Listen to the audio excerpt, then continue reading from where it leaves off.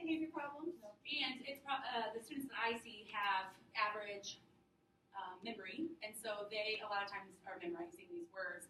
And I say vowel sounds, but I even have some that they have some consonants that they don't know.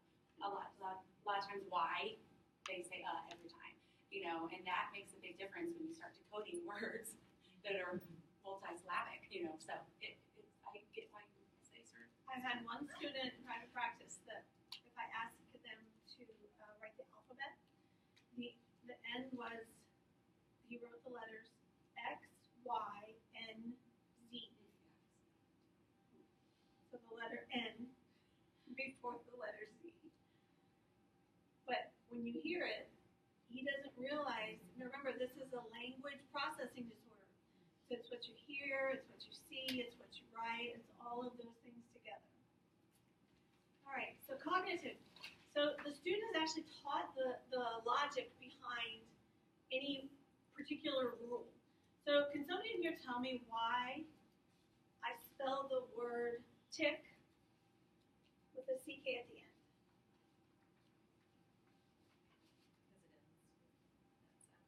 Because there's a short vowel before it. Yes.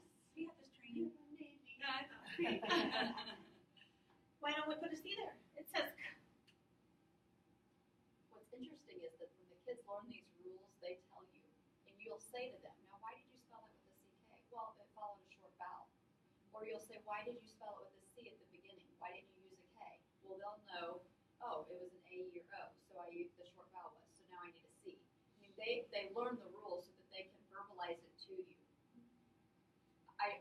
Most of our kids cannot. I mean, just general population, especially special education students, struggle with knowing the rule or how to decode it, let alone, explicitly say it to you.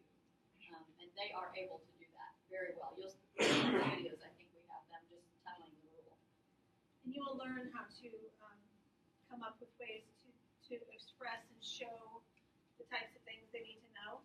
But part of this is that I think as teachers sometimes we think we have to know the big heavy words and the diagnostic language and all the the big fancy stuff.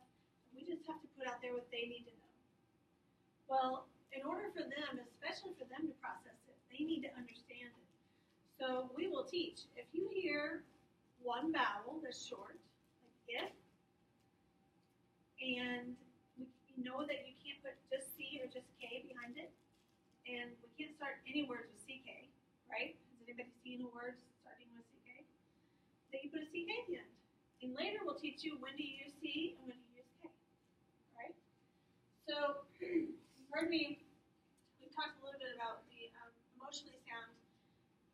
Again, people, like what Kelly's talking about, aren't going to jump up and go, oh, I need help. So, when students fail over and over and over, there's actually a part of the brain that gets kind of smushed and damaged and bruised. The same thing happens with kids who live in high crime neighborhoods in LA who hear gunshots all the time. So this also, we're bringing them into a situation where it's very small groups or one-on-one, and they know that we're not going to give them anything that they don't know yet. So throwing something surprise. I remember when I taught my last year, I just thought, well, I'm just going to throw that and see if they can do it. No more. What's the point of that? What does that teach? It's not as guessing. So we are making sure that these students are hurt no more. Okay? Diagnostic and prescriptive. So some people think those are together. They're really not. As we are going through these lesson plans, I am writing notes the whole time. There's about 9 or 10 sections in your lesson plan that you will create. And every time the student does something, you're making notes. All right? So that's the diagnostic part. So if somebody messes up a common sound, it and F, you're going to make a note about that. Because then when you go to your next lesson, you're going to know, okay, we need to do some work on short E and short I. That's the prescriptive part. Explicit. So concepts are very clear. We don't want anything to be nebulous. And sadly, even of these people that you guys buy lots of school expensive textbooks from get this wrong because X does not say X-ray. What does X say? But we see that everywhere, don't we? Right. So it tricks kids, and that makes them not want to trust the language. So we need to establish that what I tell you is true about language. Finally, it's neurologically based. So what I said before is there's a new book. It's called David and Goliath, and it explains the difference between situations where you have a potential Goliath in your life and a potential David, and how you can overcome even though you're the small guy. And he spends a great deal of time talking about dyslexia, which you would think would be a disadvantage. He explains a lot of really people who have just succeeded exponentially, but how their school life was awful. And so they had the brains to do it. And what happens is, like I said, in the second trimester, the neural circuitry in the brain just gets changed. So for them, those 12 years of school are usually not very much fun. These are the kids you might see that are class clowns. Why would they do that?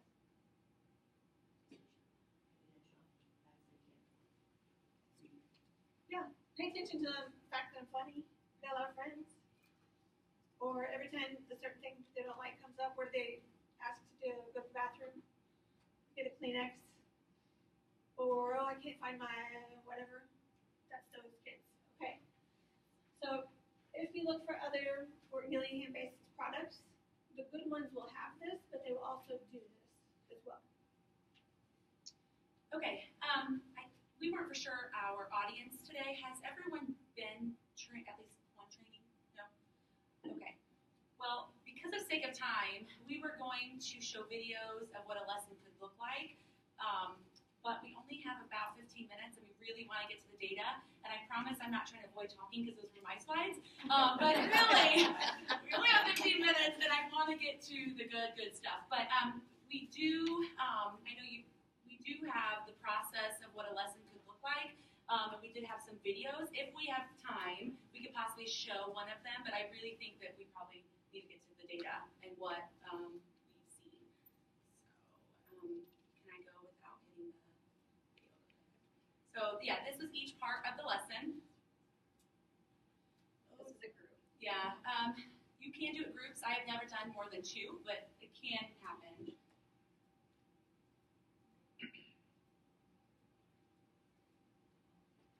These are sample IEP goals. So you may have seen IEP goals that say the student will read a level L with 95% accuracy, and then they're going to read a level M, and then they're N, and then O. But you're not describing in that goal exactly what skill you're teaching and what they don't have at the beginning of that IEP cycle that they will have at the end. So this is just a sample of how you can word the goals that are very measurable. Someone else can pick up this IEP and implement that goal and objective. So if that student moved to another school, they would know in the present levels where that student had mastered phonics skills and what they needed moving forward. And this is one of the beauties of the grant, is that if you have the grant, you will get Liberty's input and learn how to do that as well. Yes, I'm going to help you collect the data, so when you do the grant report, it's very easy and seamless. And put in the IEP those types of goals. And also, we're going to help with scheduling, because that's usually someone's biggest roadblock is, how do I do this, or how do we schedule? So we will definitely work with your schedule and give you ideas on how to implement RTI and implement this in your special education classes. So in order to collect data for the grant, I took our guided reading levels and we put them to a number. We have revamped this since we are not using this guided reading level anymore. We're using Fontes and Pinnell. But just so when you look at graphs, if it says that a child was a level 7, that means it's a G, which was the beginning of third quarter of the first grade year. So that's just what that means. If you go to the next slide. So this is tracking students when we started in August 2013, 5 years. These are the students that have been receiving this for 5 years. So this is a longitudinal graph.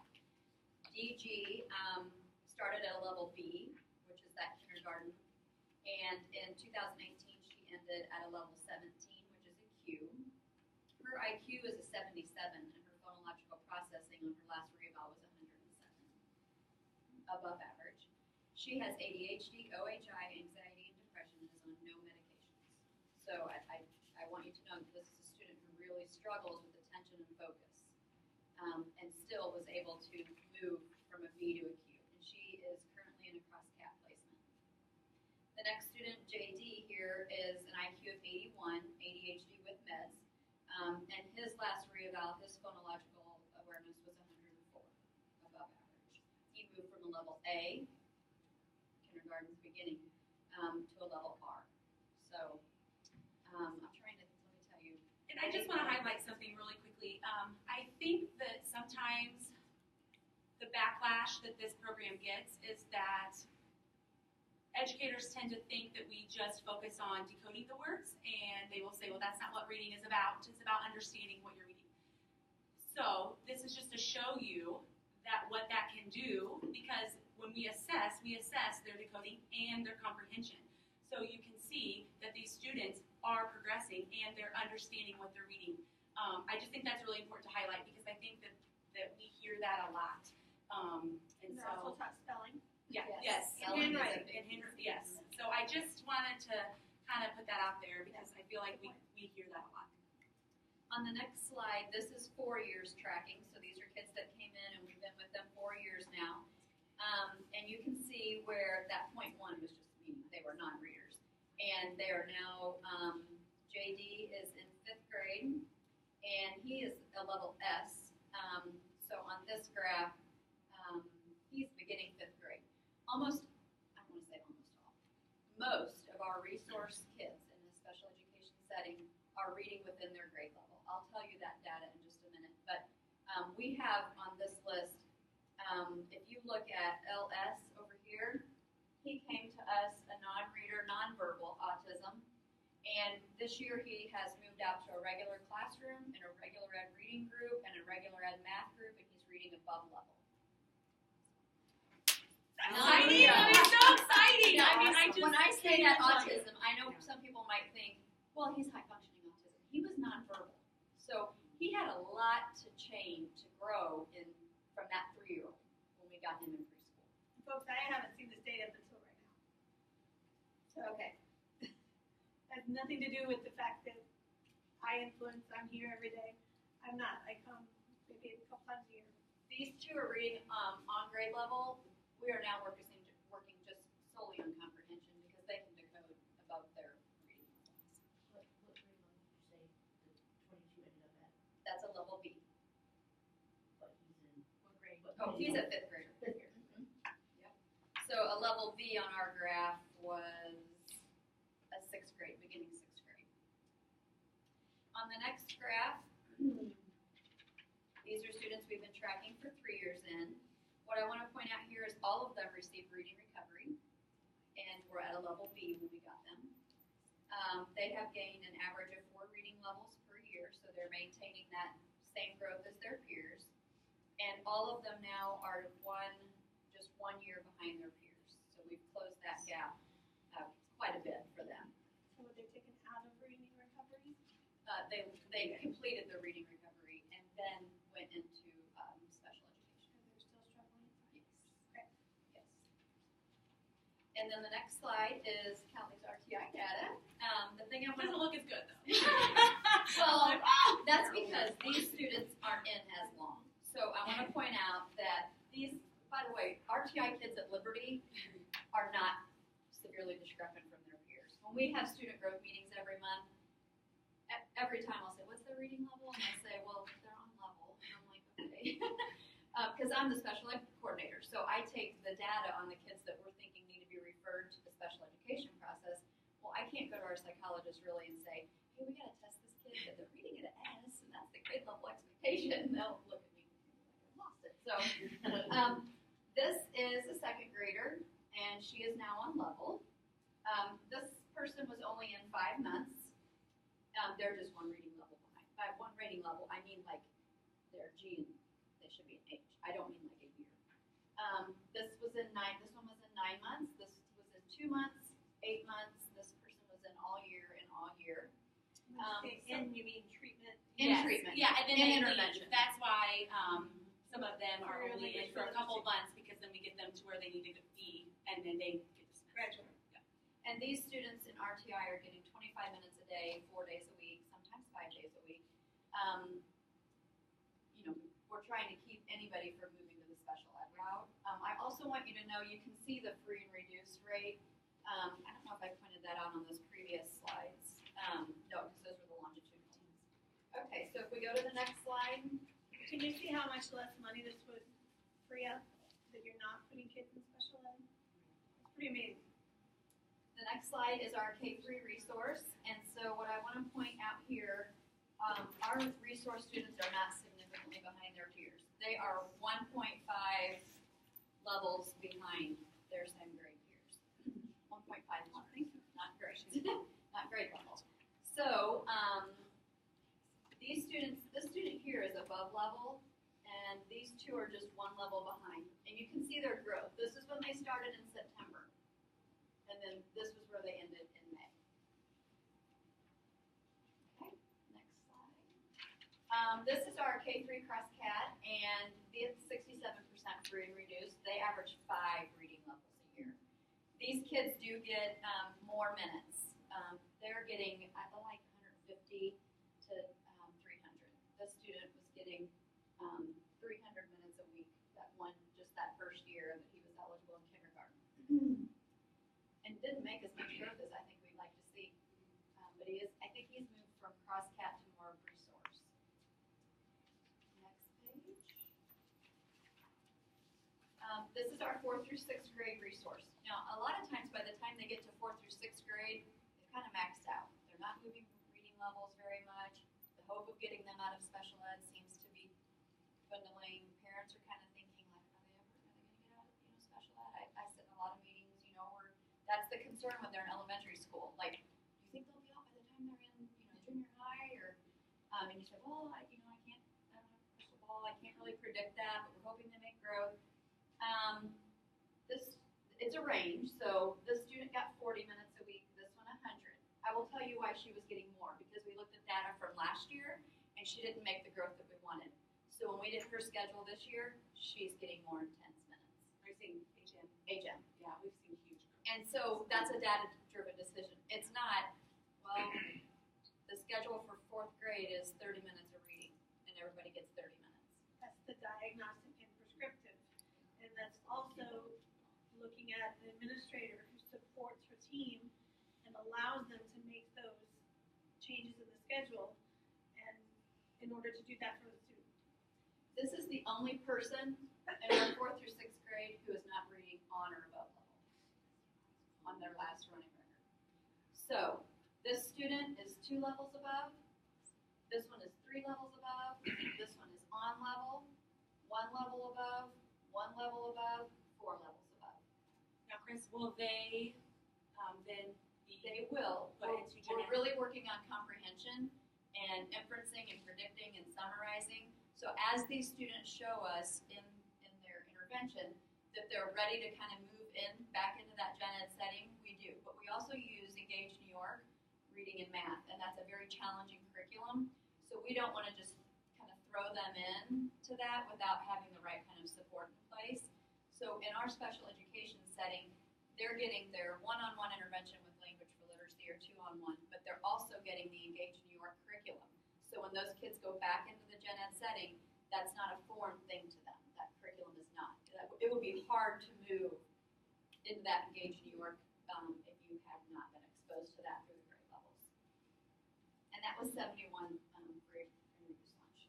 And then we have our 4-6 cross-categorical, 80% free and reduced lunch. Now, these are your more impaired students, lower IQs, often have a syndrome sometimes, Down syndrome or more severe autism. And so what I want to point out here is this one transferred in to us, and so they were reading 14 levels below when we got them. And we have her going into the 4-6 cross cat, but our K3 cross cat teacher, she didn't have as big of a caseload, so we're moving her in for some extra minutes with that teacher, trying to bring her skills up quicker. So she's kind of getting a double dose. And this is the last graph I want to show you. This one shows the IEP and RTI students reading at or above grade level per year. So when we kind of started this more district-wide, not just with youth students, at the beginning of the year, we didn't have anybody on grade level that was in RTI or special ed. And at the end of that year, we had 10. And then in 2015, we had 17 reading on grade level and ended with 27. This year, we stayed the same. And last year, we ended with 43 students, percent of our students reading on grade level. But another thing that has helped us, a lot of schools offer their summer school ESY services for the month of June. At Liberty, if you qualify for summer school, you get it 1 day a week all summer long. So we have been able to eliminate summer regression by having the students come all of June, all of July, and usually the first week of August. Then they get 2 weeks off and they start back with us when school starts. Because that was a data-driven decision. That was data-driven. Because we'd make all this progress and then we wouldn't have them for 8 or 9 weeks, and then we'd see regression. It would take us back to November or December to get them caught back where they were in May. So that was, we decided to start doing that, and it has really paid off. Let's see. I think that's the end of that, the graphs. The reason that I point those out to you is everything is data-driven right now, everything. And so when we refer kids to a special ed evaluation, if we take our language for literacy, which we don't have as many, but usually they're getting referred, we're testing them in pre-K quite a bit if we feel like they're not ready for kindergarten, and we know they're going to struggle.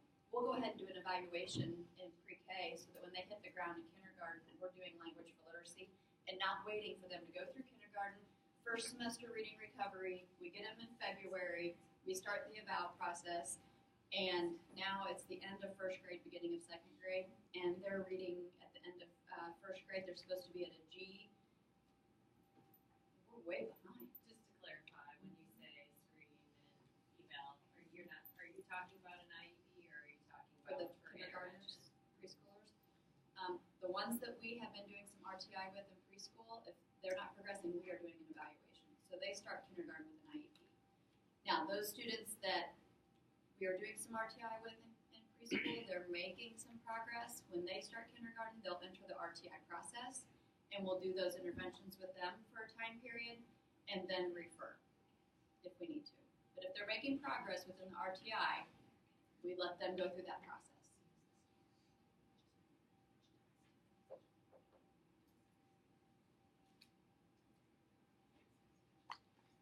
Jody, I don't want to put you on the spot, but as an administrator, do you have any comments you would like to make? Honestly, this is a phenomenal program.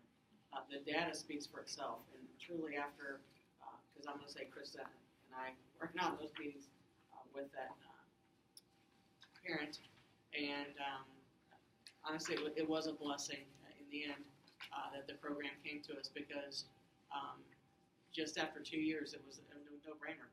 We got to start getting to these kids before they have an IEP. Let's start using that in the RTI process. That's why we train even more of our staff. And the data speaks for itself. This is real. These are real numbers, real kids. And when you give a child the power of reading, the gift of reading, the doors that it can open, I mean, I can't say enough for the foundation, the community foundation that has impacted our school. And we are so excited and pumped to continue our, honestly, our partnership with Rhiannon, because we truly have a partnership. I believe that. And to impact even more schools and more children, because really that is what it's about. So teachers love this. I loved it. When I'm doing that intervention, I love knowing exactly where they're struggling, how I need to write my lesson for the next day. I know how to do the intervention. I'm collecting data daily. I mean, we can write up a report on a kid and give it to the psychologist, and she's like, you have to have all that intervention data to show, especially if you're going to go a learning disability route. You have to be be able to show what interventions you've done, what kind of progress you've used, what intervention have you used. And we can just, we do Our assessments regular- that are, test of written spelling, The classroom Yeah. teacher would love to CSAT. have this training. I was just gonna To ask. say, the Question. regular ed classroom Yeah. teacher. I mean, I've had, and Krista knows this, Callie knows this, we've had teachers from the regular room that are like, can we have this training? I just think of the systemic phonics that our kids So, are missing out on. What I recommend to people is start with your special ed groups. So I mean, RTI, resource, that whole group. And it takes years. And I've just read some recent research data that I'm going to send to people. And it goes through the process because you're going to have some people push back. It's a culture change completely. But Liberty has done it the right way. So they've got the special ed people in coming first. Because some people are going to like it. And so you have to have an administrator. If you look at the application, it requires you to have an administrator on board to help you make these decisions, okay? Because we want the money to be used wisely, and we want this whole year-long process to actually follow through. If you don't have an administrator to support you, that's not gonna happen. The other thing is, you really need another person like Krista, who's great at keeping data. And Foundation wants to see your data. So I am not that person. So when you pick your team, you want to see a person like Krista who's great with graphs and the things like that, but also pick the people in the beginning who are really gung-ho about doing something different. Making change, right. So that money is spent well. And the last thing is, I really firmly believe, and this is partially because of my training, so I've been trained in 8 different Gillingham programs. What makes the difference is Liberty in particular, all the other schools I worked with, first of all, it's 5 days. That's really long for most trainings, and they're broken up because you get a lot of information. But when I come back and consult with you, I mean, think about when you get a new textbook program. Does anybody come help you guys figure out what the textbook's supposed to be, how it's supposed to be used? So, or you go to a workshop and you come back and you got all these notes and I'm gonna do this and you sit it over on the side of your desk or in the cabinet. And then life happens, you do your job, yeah. So that's where you're also going to grow because Jody can leave questions and say, okay, we're Rhiannon's here the next time. Let's talk about this.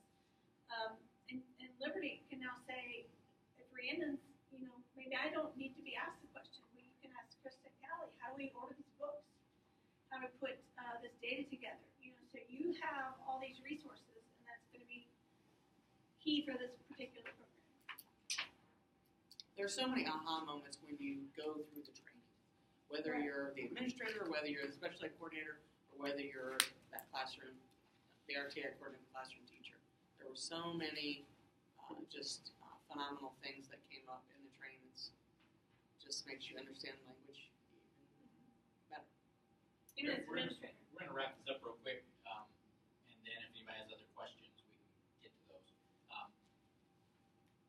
Because of the grant reports that we received at the Community Foundation, based on the grants that we gave to Liberty, we looked at this program and said, this is something that these numbers they were wonderful to look at, and it's the type of program we like to give grants to because we can see the impact it's having. And so we came up with the thought, and then we talked to these ladies about what if we try to expand this to other schools. So the Community Foundation has awarded a grant to Liberty in order to facilitate this training. And we're also going to be awarding grants to 2 additional schools to take part in that training. The grants will be for $1,500. That will help you to cover transportation costs, materials, compensation, and maybe substitute teaching expenses that you might incur to cover part of those expenses for you. In order to apply for this grant, there are some stipulations. One of them is that you do have to be a school in Illinois, one of the 4 counties we cover in Illinois, which everybody here qualifies for that. It is a commitment for 5 staff members, one of which is an administrator, to take part in these training courses. We also are asking you to provide pre- and post-assessment information to the Community Foundation so we have that data to show where you started and where it ends. No worries, we'll get you there. Yeah.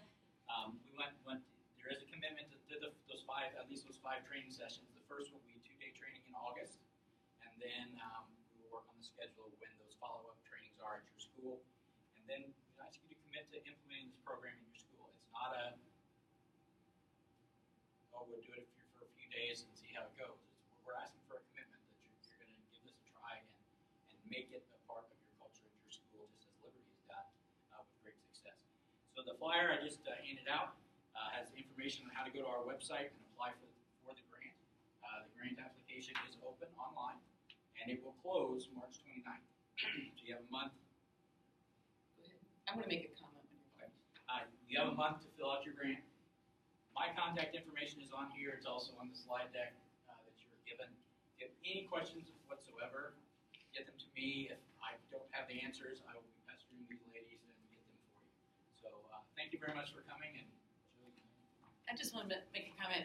Keith mentioned that we have 190 different funds that we steward at the Community Foundation. So one of the best things about my job is when I'm working with a prospect or a donor, I get to ask them, if you're going to give me money, what would you like us to do with it? And when we visited with Liberty, I guess it's been about a year ago, wasn't it? Around February. About this time we went to see them. And we've grown enough. I have people now. I have Heath and several others in our facility, in our office, who are just wonderful.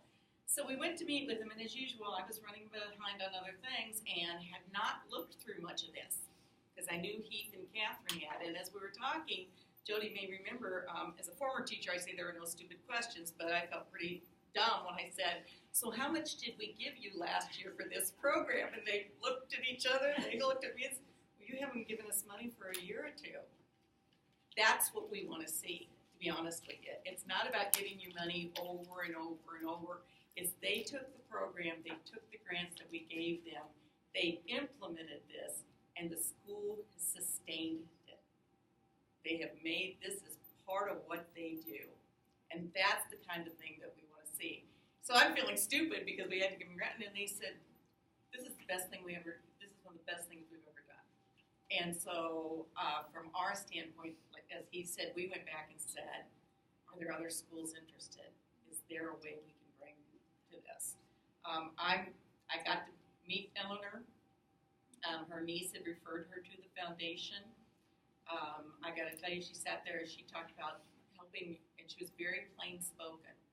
She did not have a lot of education, and she said, I just want to help dumb kids. I don't want them to grow up that way. And she sat there and she cried and she talked about what she wanted to do. So for us, it's very important to show her story because of what Eleanor, someone who really never thought about it before, came to me and just said, if you can't read, you can't do anything. And I'm a former English teacher, so this really hits home for me. This is awesome. So thank you all very much. If you want to come observe some sessions, just contact me at my email. We have schools that come in various times throughout the year. We can show you, and we will through the training, how we organize our books, our literature, our lessons, how we keep data. That's going to be all of part of this training. But if you just want to come see one, some sessions, let me know that too. We can set that up. There are video clips here if you want to see them right now. Parts and pieces you can stay and watch too. Or the email too. Yeah, they can just be emailed. thank you very much, ladies. Any questions? I have what does the staffing look like with one-on-one? I mean, the scheduling, I know how crazy that can be. Yeah, do you have a set RTI block for each grade level? We do, but they, 6 and 7 have it, but it's classes, not one-on-one or small groups. Okay, do you have a reading interventionist? That's going to be hard. That is gonna be hard, That Not doesn't mean you can't impossible. get one.